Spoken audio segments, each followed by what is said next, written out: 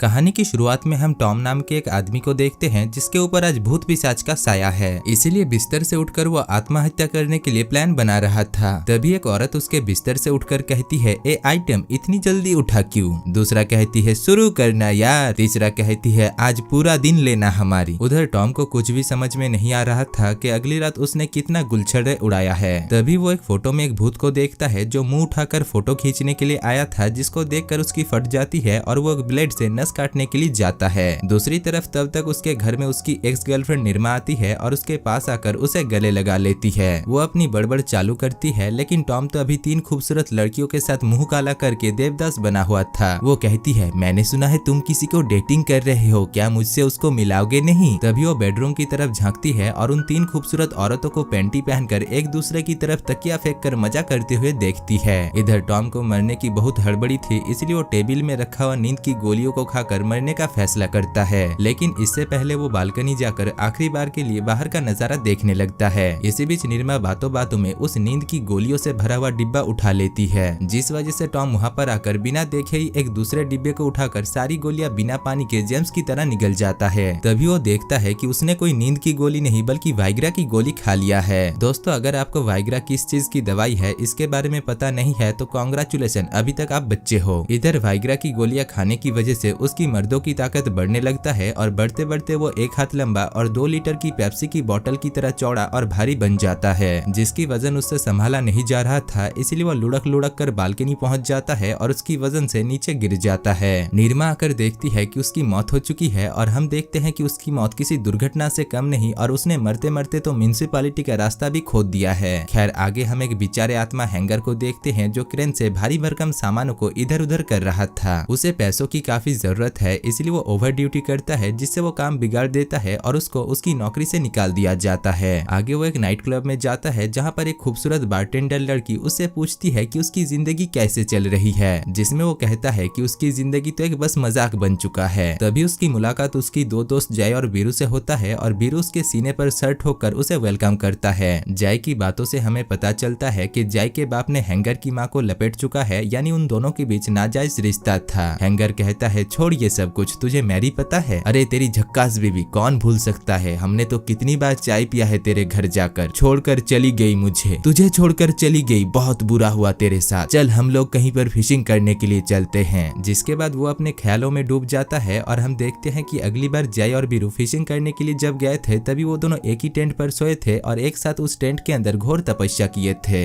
इधर जय उस नाइट क्लब में बीरू को सूंघता है और काला झींगा कहता है, यानी वो बीरू का काला झींगा लेना चाहता है। खैर, उनकी हरकतों को देखकर हैंगर को उनके ऊपर शक होता है और वो वहाँ से निकल लेता है। आगे वो अपनी एक्स बीवी के साथ मिलता है जिसके साथ उसकी तलाक हो चुका है। वो कहती है कि वो अभी रंगरलिया मनाने के लिए दूसरी शादी करने वाली है और उसके पति अमेरिका में एक जाने माने बिजनेसमैन है। साथ ही साथ वो उसे उन दोनों के मेहनत से पैदा हुए बच्चे को भी देकर जाती है। हैंगर उन दोनों से मिलकर काफी खुश होता है। तभी उसे पता चलता है कि वो दोनों उसका बच्चा नहीं बल्कि पड़ोसी के बच्चे है और उसका बच्चा कार के अंदर है, यानी हैंगर को उसके बच्चे की शकल तक याद नहीं। खैर, वो बाप का फर्ज अदा करने के लिए अपने बेटे और बेटी को लेकर वहाँ से चला जाता है। इसके बाद हम एक बुढ़ी के डॉक्टर कोगी को देखते हैं, जिसके पास एक हॉस्पिटल स्टाफ आकर कहती है, डॉक्टर हमें मिस्टर लॉरेंस के लिए एक नई नर्स ढूंढना होगा। फिर से उस औरत के लिए रोज रोज नया आदमी कहाँ मिल सकता है? पिछली वाली लड़की का क्या हुआ? तभी वो देखता है कि पिछली वाली लड़की के मुंह का हालत ऐसा हो गया था जैसे कि उसके मुंह के ऊपर न्यूक्लियर बम गिराया गया हो और सभी ऑफिस के स्टाफ उसके मुंह के गम से लिफाफे को चिपका रहे थे। इसी बीच वहाँ पर इंटरव्यू देने के लिए निर्मा आती है। देखिए सर, मैं यहाँ पर नौकरी की तलाश में आई हूँ। तभी वो उस लड़की को देख लेती है जो अपने फटे हुए मुंह से कॉफी पी रही थी, जिसको देखकर वो काफी डर जाती है। डॉक्टर कोगी उसे समझाकर कहते हैं, उसकी तरफ ध्यान मत दो, वो तो बस बाथरूम से फिसल कर गिर गई थी, लेकिन तुम काफी होनहार हो तो काम आज से ही तुम्हें शुरू करना होगा। जिसके बाद वो उसे बिना इंटरव्यू दिए ही काम पर रख लेता है। अब उसे मिसेस लॉरेंस की ध्यान रखने के लिए उसके घर पर लेकर जाया जाता है, जो कि अभी एक भूतिया घर बन चुका है। अंदर जाते ही उसकी फट जाती है और उसे एक रूम के अंदर से बिस्तर की हिलने की आवाज सुनाई देती है, जैसे कि कोई अंदर पलंग तोड़ रहा है। जब वो दरवाजा खोलती है तभी मिसेस लॉरेंस उसका पैर पकड़ लेती है, जिससे वो काफी डर जाती है और उसे वहाँ से उठाकर बिस्तर में लेकर जाने लगती है। तभी वहाँ पर डॉक्टर कोगी आकर निर्मा से कहते हैं, मिसेस लॉरेंस को मिर्गी का दौरा है और साथ ही साथ वो पैरालाइज भी है, इसलिए आज से तुम्हें इनकी देखभाल और इनकी टट्टियों को साफ करना होगा। जिसके बाद वो दोनों मिलकर उसे उठाकर बेड पर पटक देते हैं और डॉक्टर कोगी निर्मा को घर खाने के लिए लेकर जाते हैं। घर के अंदर कई सारी अजीब अजीब हरकतें हो रही थी, जैसे कि उस घर के अंदर कोई भूत पिशाच का साया हो। डॉक्टर कोगी देखते हैं कि वहाँ पर हवा में झांटों के बाल उड़ रहा था, इसलिए वो उन बालों को नीचे उतारने लगता है। बाथरूम का पानी खून से भरा हुआ था, इसलिए वो उसे साफ करने लगता है। तभी वहाँ पर एक बच्चा जॉनसन्स बेबी पाउडर लगाकर निकलता है, जो कि असल में एक भूत है। डॉक्टर कोगी उस भूत को पानी में डुबोकर मारने की कोशिश करते हैं, लेकिन वो भूत का बच्चा मरता ही नहीं साला। इधर निरमा भी बाथरूम के अंदर आ रही थी, इसलिए डॉक्टर कोगी अपने कपड़े उतारकर उस भूत के बच्चे के मुंह के ऊपर बैठ जाते हैं। निरमा आकर जब उन्हें बाथटब में नंगा देखती है तो वो कहता है कि वो कई दिनों से नहाया नहीं था, इसलिए आज नहा लिया। जिसके बाद निरमा इस काम को करने के लिए तैयार हो जाती है। बाहर हम हैंगर को देखते हैं, जो अपने बेटे और बेटी के साथ उस भूतिया घर के बाजू में ही एक 2 BHK का फ्लैट किराए पर लेता है। यहाँ पर हमें पता चलता है कि उसके बच्चे उसे अपना पिता नहीं मानते, क्योंकि उसने पैदा होने से लेकर अभी तक उन्हें कुछ भी नहीं दिया। वो लोग जब बाहर कैच कैच खेल रहे थे, तभी हैंगर जोर से बॉल को फेंकता है, जो कि सीधा निरमा के मुंह पर जाकर लगता है और निरमा वहीं पर ही गिर जाती है। हैंगर भागकर उसके पास जाता है। उधर निरमा अपनी आंखों से कुछ भी नहीं देख पा रही थी और चारों तरफ सिर्फ कोहरा ही कोहरा देख पा रही थी, जो कि उसके मुंह पर एक टॉयलेट पेपर ढकने की वजह से हुई थी। हैंगर उस टॉयलेट पेपर को हटाता है और उसे उठाता है, जिसके बाद वो दोनों एक दूसरे से बात करते हैं और एक दूसरे का फेसबुक, इंस्टा और व्हाट्सएप नंबर लेते हैं। निरमा कहती है कि वो मिसेस लॉरेंस की देखभाल करने के लिए आई है और उसे अभी बहुत काम है। जिसके बाद वो अपनी बकबक चालू करती है और वहीं दूसरी तरफ हैंगर उसकी बकबक सुनकर उसके प्यार में दीवाना हो जाता है। रात में जब वो थक हार कर शावर ले रही थी, तभी एक हफ्सी भूत उसकी तन बदन को छूने लगता है, यहाँ तक कि वो उसकी सेविंग भी कर देता है। साला मुझे तो लगता है कि यह भूत कोई नाई का बच्चा होगा। खैर, इन सब से निरमा की फटकर 464 हो जाती है और वो इसकी तहकीकात करने के लिए बाथरूम से निकलती है। बाहर वो एक भूत के बच्चे को सीढ़ी से लुढ़क लुढ़क कर नीचे गिरते हुए देखता है। जिसके बाद वो मिसेस लॉरेंस को साफ करने के लिए जाती है और उससे पूछताछ करती है, लेकिन मिसेस लॉरेंस के मुंह से सिर्फ एक ही सुर निकल रही थी।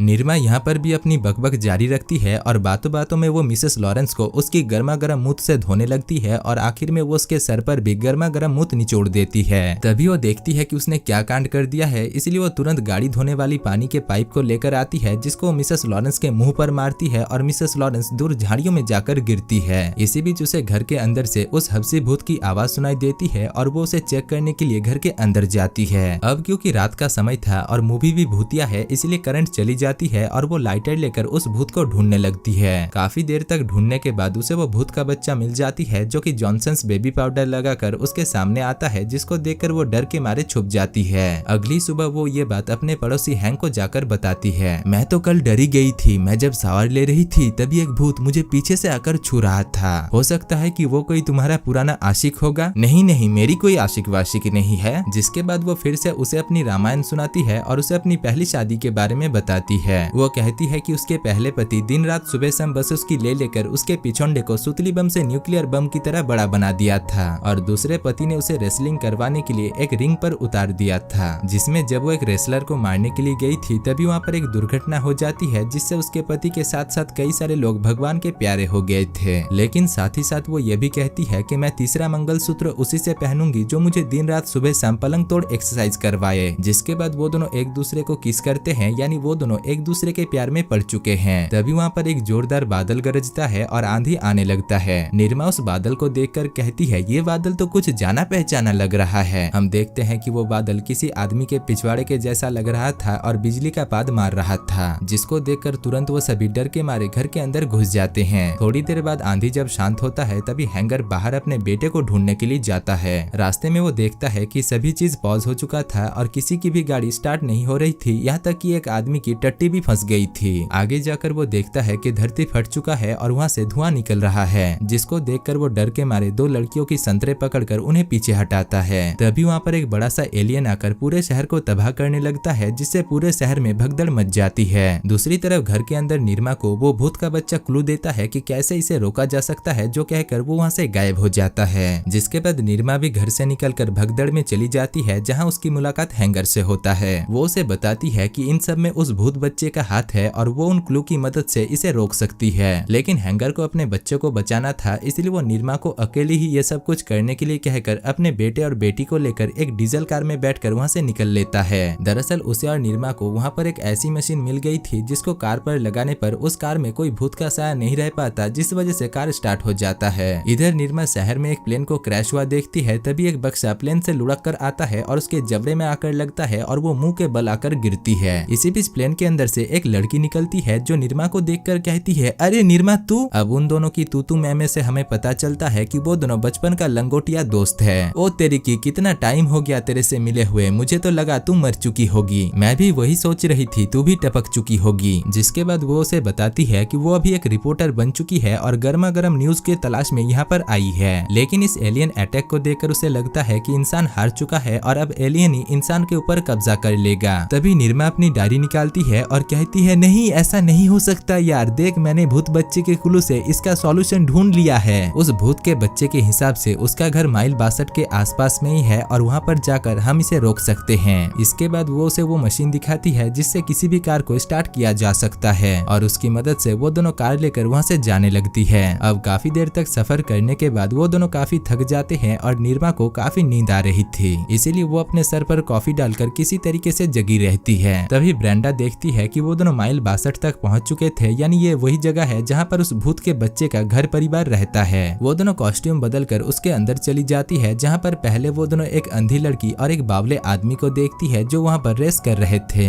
जिसके बाद उस सोसाइटी के सभी लोगों को सुअर के टट्टों से बनाया हुआ बर्गर खाने के लिए दिया जाता है। इधर वो दोनों जब इन सब कुछ की निगरानी कर रही थी, तभी उन्हें दो येलो हुडी पहना हुआ आदमी पकड़ लेते हैं। अंधी लड़की डंडा घुमाकर कॉलोनी के सरपंच के पास आकर उन्हें यह खबर देती है। सरपंच उन दोनों के पास जाकर पूछते हैं, कौन हो तुम लोग, यहाँ पर हमारे ऊपर क्यों निगरानी कर रही हो। निर्मा उन्हें समझाने की कोशिश करती है कि उसे उनका पता उस भूत के बच्चे ने बताया था, लेकिन वो लोग उसकी बात ना सुनकर ही उसे उनके कोर्ट में लेकर जाते हैं। वहाँ पर वो बावला आदमी निर्मा को पटाने की कोशिश करता है और उसके हाथ को उठाकर उसके कांख के गंद को चाटने लगता है। दूसरी तरफ ब्रेंडा भी वहाँ पर एक लड़के को पटा लेती है, जिससे वो लड़का उनका सपोर्ट करता है और सरपंच से कहता है, सरपंच जी ये लोग हमारे मेहमान है और मेहमान अतिथि देवो भव, इसीलिए हमें इनकी वेलकम करनी चाहिए। तभी उस मीटिंग हॉल में वो अंधी लड़की आ जाती है और अपने कपड़े और फिर वो अपनी कच्ची उतारकर एक ताबूत को खोलकर उसमें टरटराकर हगना शुरू कर देती है। दरअसल वो दिमाग से पैदल और आंखों से अंधी है, इसलिए वो मीटिंग हॉल को ही बाथरूम समझकर पूरा हग देती है। दूसरी तरफ उसकी ये सब कुछ हरकतें मीटिंग में मौजूद सभी लोग मुंह उठाकर देख रहे थे। अब हगने के बाद वो बिना धोए ही कच्ची पहनकर वहाँ से चली जाती है। जिसके बाद मीटिंग में फैसला होता है कि निर्मा और ब्रांडी उनके साथ रह सकती है, लेकिन वो लोग इस सोसाइटी को छोड़कर कभी भी वापस नहीं जा सकती है। दूसरी तरफ हम यूनाइटेड नेशन की एक मीटिंग को देखते हैं, जहाँ पर अमेरिका के प्रेसिडेंट इस बारे में बात कर रहे थे कि कैसे एलियन अटैक से बचा जाए। उन्होंने एक मशीन का इन्वेंट किया था जिससे किसी भी एलियन को नंगा किया जा सकता है, जिससे शर्म के मारे वो एलियन यहाँ से भाग जाएंगे। लेकिन उनका ये दाव उल्टा पड़ जाता है और वो खुद सभी देश के प्रेसिडेंट के सामने नंगा हो जाता है, पर उनको अभी भी पता नहीं था कि उनका सब कुछ दिख रहा है। इसी बीच जब वो उस मशीन को ठीक कर रहे थे, तभी गलती से वो सभी प्रेसिडेंटों को नंगा कर देते हैं और वहाँ पर भगदड़ मच जाती है। दूसरी तरफ रात को उस कॉलोनी के सरपंच को किसी ने चाकू घोंप दिया था और उनके पास सिर्फ 2-4 मिनट ही बचे हुए थे, इसीलिए वो निर्मा और ब्रांडी को अपने पास बुलाकर कहते हैं कि इन सब का जिम्मेदार और कोई नहीं बल्कि उसका सौतेला बेटा है, जो कि एक दिन एक फीमेल रेसलिंग देखने के लिए गया था, लेकिन वहाँ पर एक बहुत बड़ा एक्सीडेंट हुआ और उसकी दबकर मौत हो गई। साथ ही साथ वो ये भी कहते हैं कि ये सब कुछ तभी रोका जा सकता है जब उसे उसके कातिलों के बारे में पता चलेगा। अब ये सब कुछ सुनकर निर्मा परेशान हो जाती है, क्योंकि वो कातिल और कोई नहीं बल्कि वही है जिसकी वजह से रेसलिंग में उस दिन एक्सीडेंट हुआ था। तभी वहाँ पर वो बावला आकर सरपंच को और एक चाकू घोंप देता है, जिससे सरपंच की वहीं पर ही राम नाम सत्य हो जाता है। इसके बाद जब वो दोनों वहाँ से बाहर निकलते हैं, तभी एक एलियन आकर उन दोनों को पकड़कर एक टोकरी में डालकर वहाँ से लेकर जाने लगता है। आगे जाकर वो एलियन हैंगर और उसके बच्चे को भी पकड़ लेता है और टोकरी के अंदर निर्मा हैंगर के साथ वापस से मिलकर बहुत खुश होती है। जिसके बाद वो एलियन उन्हें जिग्सॉ के ट्रैप में लेकर जाते हैं। टीवी में एक पुतला जो कि जिग्सॉ का डॉल बिली है उन्हें बताता है कि उनके पास सिर्फ 60 सेकंड का ही वक्त है। जिसके बाद निर्मा और ब्रांडी के चेहरे में लगा हुआ मशीन उनके सर को फोड़ देगा और हैंगर के कमर में लगा हुआ मशीन हैंगर के पिछौंडे के अंदर बाहर होता रहेगा। लेकिन इससे बचने का वो एक उपाय भी बताता है और कहता है कि इन ट्रैप्स को खोलने की चाबी निर्मा की आंखों के पीछे है और वो अगर अपनी आंखों को काट कर उसे निकाल पाती है तो उन सब की जान बच जाएगी। जिसको जानने के बाद निर्मा अपनी आंखों को निकालकर उस चाबी की मदद से सबको वहाँ से फ्री कर देती है और आंखों को फिर से लगा लेती है। तभी निर्मा को वहाँ पर एक कुमोट के अंदर कुछ तस्वीर मिलती है, जिसको देखकर उन सबको पता चल जाता है कि वो जॉनसन्स बेबी पाउडर लगाया हुआ बच्चा और किसी की नहीं बल्कि उस पुतले यानी जिगसॉ का ही बच्चा है। और क्योंकि निर्मा की वजह से उसकी मौत हुई है, इसलिए जिगसॉ अपने बेटे की भटकते हुए आत्मा को शांति देने के लिए उन एलियंस को दुनिया को तबाह करने का ठेका दिया है। यहाँ पर सब कुछ पता चल जाने के बाद जिगसॉ उन सबसे माफी मांगता है और एलियंस के कॉन्ट्रैक्ट को बंद करके उन्हें छोड़ देता है। इसके बाद मूवी के आखिर में हम हैंगर और निर्मा को देखते हैं जो एक दूसरे की पप्पी लेते हैं। और दोस्तों, इसी के साथ ही इस मूवी की कहानी खत्म हो जाती है।